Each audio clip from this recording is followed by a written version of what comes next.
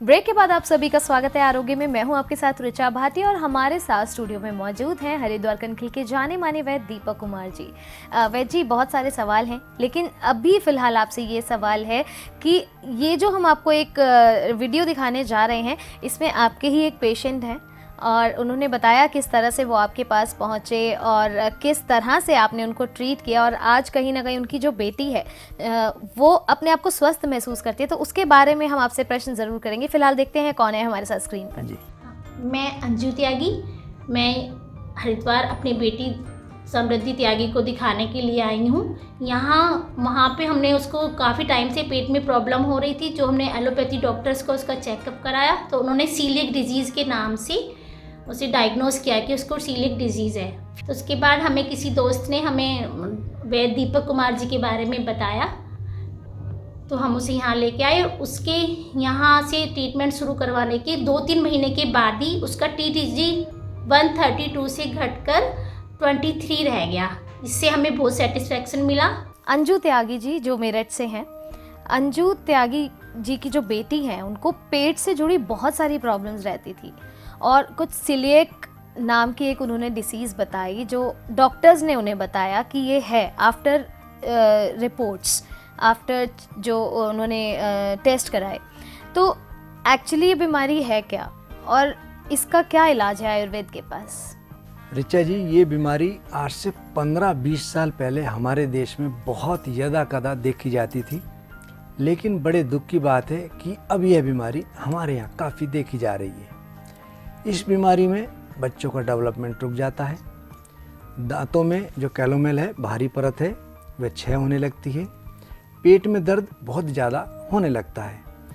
और इस बीमारी में गेहूँ, ओट्स या राई के अंदर एक प्रोटीन होता है जिसको कहते हैं ग्लूटन, जिसके सेवन के बाद जब ग्लूटन हमारे छोटी आंत में जाता है तो उसकी आंतों की जो परत है उसको क्षय करने लगता है, रिएक्ट करता है, और छोटी आंत के क्षय होने के कारण पेट में दर्द होने लगता है और पोषक तत्व हमारी बॉडी में एब्जॉर्ब नहीं हो पाते।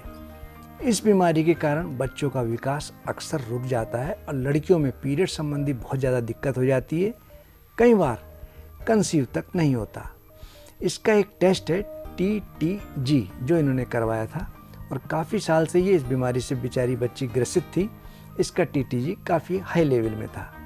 और टिश्यू ट्रांसग्लूटामाइन इसका ये टेस्ट है जिसको TTG मैंने कहा। जब ये मेरे पास आए इसका TTG लेवल 132 था और लगभग 2 महीने दवा सेवन के बाद इसका TTG लेवल काफ़ी डाउन हुआ, 22-23 के लगभग आया, और पेट में दर्द लगभग 10 दिन बाद ही शांत हो गया। और इस बीमारी में मैं कह सकता हूँ कि गेहूँ, ओट्स आदि बॉडी एक्सेप्ट नहीं करती, रिएक्ट करती है। कुछ समय परहेज के बाद धीरे धीरे ये हमारी बॉडी को एब्जॉर्ब होने लगता है। मैंने इनको अपनी फार्मेसी में जो एक दवा बनती है हिंग वाष्टक चूर्ण, आयुर्वेद का बहुत ही प्रसिद्ध चूर्ण है हिंग वाष्टक, जिसके अंदर 8 चीज़ें हैं, यानी कि सौंठ, काली मिर्च, जीरा, सेंधा नमक, हींग, सफ़ेद जीरा, और इसका जो मुख्य घटक हींग ही है। हींग मार्केट में 400-500 रुपये किलो भी है और 15-16 हज़ार रुपये किलो भी है। तो अच्छा हींग होगा तो निश्चित रूप से लाभ करेगा। मैंने इनको हिंगवाष्टक चूर्ण के अंदर शंखभस्म और प्रवाल पंचामृत, साथ में पुनर्नवा मंडूर, ये मिला करके सेवन के लिए दी, और भोजन के बाद 2-2 गोली मेदनाशक गोदनवटी, आरोग्यवर्धिनी और चित्रकादिवटी इस बच्ची को खिलाई। धीरे धीरे आपने देखा इसकी हर प्रकार की समस्या में इसको सुधार मिला और भगवान के आशीर्वाद से काफ़ी हद तक अब स्वस्थ है। बहुत बहुत शुक्रिया हमारे साथ शेयर करने के लिए। और वैद्य जी, आज के इस एपिसोड में हम बात कर रहे हैं आँखों के बारे में। तो एक सवाल मेरे जहन में आया है, आजकल लेज़र ट्रीटमेंट बहुत ज़्यादा चल रहे हैं, लेकिन अगर मैं आपसे पूछूं कि लेज़र या आयुर्वेदा, तो आपका क्या जवाब होगा? अच्छा जी, मैं अक्सर एक बात कहता हूँ कि नेचुरल चीज़ नेचुरली है। लेज़र से कहीं ना कहीं कोई चीज़ बर्न हो रही है तो उसके साइड इफ़ेक्ट्स हो सकते हैं, आज नहीं कल, कल नहीं परसों, लेकिन आयुर्वेद से मैं इतना कह सकता हूँ कि कोई साइड इफ़ेक्ट नहीं होते। हाँ, यदि कोई स्थिति रोग की बहुत ज़्यादा बढ़ गई हो, दवाई उसमें काम ना कर रही हो, तो उसमें लेज़र कराने में कोई बुराई नहीं। लेकिन मैं फिर भी कहूँगा कि शुरुआत में हमको आयुर्वेद तरीके से इसका ट्रीटमेंट कराना चाहिए। और वैद्य जी, आँखों से जुड़ी जितनी भी औषधियाँ आपने बताई, क्या उसमें आपको उम्र का भी देखना पड़ता है, या हर उम्र के जो बच्चे होते हैं या बड़े होते हैं उनको वही औषधि दी जा सकती है? ऋचा जी, औषधि तो लगभग वही होती है, लेकिन उनकी डोज उम्र के हिसाब से निर्धारित होती है। कुछ दवाइयाँ हैं जो छोटे बच्चों में नहीं चल पाती, लेकिन अधिकतर दवाई सिमिलर होती है, लेकिन डोज सबकी अलग अलग होती है। उम्र के हिसाब से, देश के हिसाब से, प्रकृति के हिसाब से ही हमको चिकित्सा करनी पड़ती है। यदि हम अंधाधुन वैसे ही दवाई किसी को प्रयोग में देंगे तो वह फायदे की जगह कई बार नुकसान कर जाती है। हमको उसकी प्रकृति क्या है ये देखना चाहिए कि क्या उसको वो सूट करेगी या नहीं। दूसरा, किस देश में किस स्थिति में हमको दवाई प्रयोग करनी है, ये भी हमको विशेष तौर पर देखना चाहिए। वैद्य जी, जैसा कि आप जानते हैं कि हमने अपने हमारे जो व्यूअर्स हैं उनको काफ़ी सारे ऑप्शंस दिए हुए हैं कि वो अपने सवाल हमें भेज सकते हैं। व्हाट्सएप भी है, फेसबुक भी है, यूट्यूब भी है। तो यूट्यूब से हमारे पास एक सवाल आया है जो मैं आपसे करना चाहूँगी। ये किरण है दिल्ली से, और इनका बच्चा है 7 साल का। उसको आइज़ में बहुत ज़्यादा इचिंग होती रहती है, मतलब खुजली होती रहती है। तो उसके लिए वो अपने बच्चे के लिए क्या इस्तेमाल कर सकती है जिसका कोई साइड इफ़ेक्ट भी ना हो, क्योंकि अभी बहुत छोटा है? ऋचा जी, अक्सर मैं कहता हूँ गुलाब जल वह गुलाब जल होना चाहिए। यदि वह गुलाब जल ना होकर के सेंटेड होगा तो नुकसान करेगा। और गुलाब जल में यदि हम घर पे बना ले तो बहुत ज़्यादा अच्छा, इसमें बनाने में कुछ नहीं है, लोगों को मालूम नहीं है। यदि हम गुलाब की पंखड़ी ले लें और उसको साफ़ करके पानी में भिगो लें, रात को पानी में भिगो करके सुबह उनको कुकर में भर दें और कुकर से विसल निकाल के हल्की आंच पर उसको बॉयल करें, तो उसकी जो स्टीम निकलेगी उसको पाइप उसमें विसल की जगह लगा लें, तो वह जो स्टीम निकलेगी हम किसी बर्तन में उसको कलेक्ट कर लें, बूंद बूंद करके गिरती रहेगी, वह प्योर गुलाब जल है। और जो प्योर गुलाब जल होगा उसमें बहुत तेज़ खुशबू नहीं होगी, जो सेंटेड होगा उसमें खुशबू तेज होगी। तो हमको ये देखना चाहिए कि गुलाब जल प्योर है या नहीं। अगर प्योर है तो निश्चित रूप से लाभ मिलेगा। 100 ग्राम गुलाब जल लेकर उसमें चुटकी भर यदि हम लाल फिटकरी मिला लें और उसको प्रतिदिन आँखों में डालें, तो आँखों में रोए हों, जलन हो या आँखों में कमजोरी हो या कोई इन्फेक्शन हो, इस छोटे से प्रयोग से निश्चित रूप से ठीक हो जाएगा। बहुत बहुत शुक्रिया। और आप ये ज़रूर इस्तेमाल करें। अगर आपका बच्चा छोटा भी है तो घबराने वाली कोई बात नहीं है। तो वैद्य जी, हमारे कॉलर हमारे साथ जुड़ चुके हैं, आइए जानते हैं क्या सवाल है उनका। जी। हेलो हेलो हेलो जी, कौन बोल रहे हैं? मैं मैडम कृष्णपाल सिंह बोल रहा हूँ गाजियाबाद से। बहुत बहुत स्वागत है आपका। वैद्य जी से क्या सवाल है आपका? मेरा सवाल है कि मेरे सर्दियों में एलर्जी हो जाती है। जी।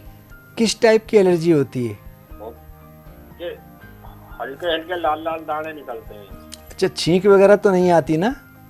नहीं, छींक वगैरह तो नहीं आती? ना ना ना, ऐसा और कुछ नहीं है। जो खुजली में दाने आते हैं, कहीं ऐसा तो नहीं कि आप बहुत गर्म चीज बादाम या मूंगफली या नहीं, ड्राई फ्रूट्स सेवन करते हो? ऐसा है, एकदम नॉर्मल खाना खाता हूँ जी जो भी शुद्ध हिंदी खाना, जी। कोई मीट मच्छी दारू पान गुटखा ऐसी चीज भी कुछ नहीं यूज करता हूँ। पेट साफ रहता है आपका? है जी, आपका पेट साफ रहता है? बिल्कुल बिल्कुल, और किसी तरह कोई दिक्कत नहीं, पेट वेट सब साफ रहता है। लगभग कितना पानी पी लेते हैं इस समय में आप? अब दिन में ऐसे सर्दियों में 2-3 लीटर पानी तो पी लेता हूँ। ठीक है, अगर बहुत अच्छा होगा 2-3 की जगह आप 3-4 लीटर पानी कर लें तो निश्चित रूप से आपको छोटी मोटी बीमारी में लाभ मिलेगा। आपकी इम्यूनिटी पावर थोड़ा कम है, उसके लिए मैं इतना कहूँगा कि कई बार सर्दियों में किसी को ठंडी हवा, ठंडी चीज़ सूट नहीं करती, बॉडी में जाके रिएक्ट करती है, तब इस प्रकार की दिक्कत बनती है। इसको अर्टिकेरिया भी कह सकते हैं, शीतपित्त भी कह सकते हैं, छपाकी भी कह सकते हैं। आप 2-2 गोली दिन में 2 बार रक्त विकार नाशक, नीम घनवटी और आरोग्य वर्धनी, इन तीनों की 2-2 गोली दिन में 2 बार पानी के साथ सेवन करें। और साथ में आयुर्वेद की एक बहुत ही प्रसिद्ध एंटी एलर्जिक दवा है हरिद्रा खंड। आप एक एक चम्मच हरिद्रा खंड दिन में 2 बार पानी के साथ सेवन करें। मैं उम्मीद करूंगा निश्चित रूप से आपको लाभ मिलेगा। पेट साफ रहे इसका विशेष ध्यान रखें। इसके लिए आप रात्रि में 1 चम्मच प्रवाहिकार चूर्ण नियमित रूप से ले लें या त्रिफला चूर्ण ले लें। पेट साफ भी रहेगा और आपको, मैं उम्मीद करता हूं कि जो छपाकी की दिक्कत है इससे भी आपको निजात मिलेगी।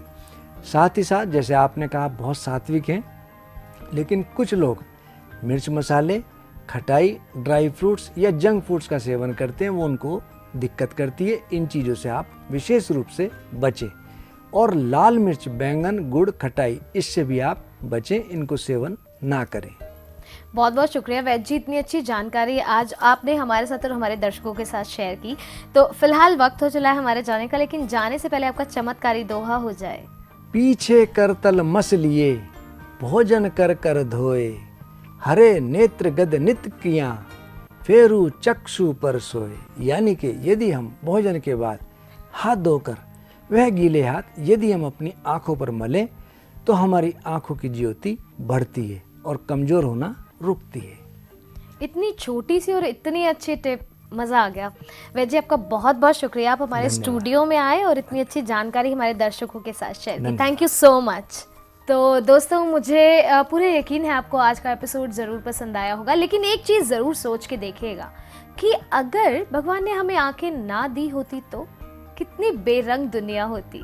जब आंखें दी हैं तो उसका ख्याल रखना भी हमारी जिम्मेदारी है।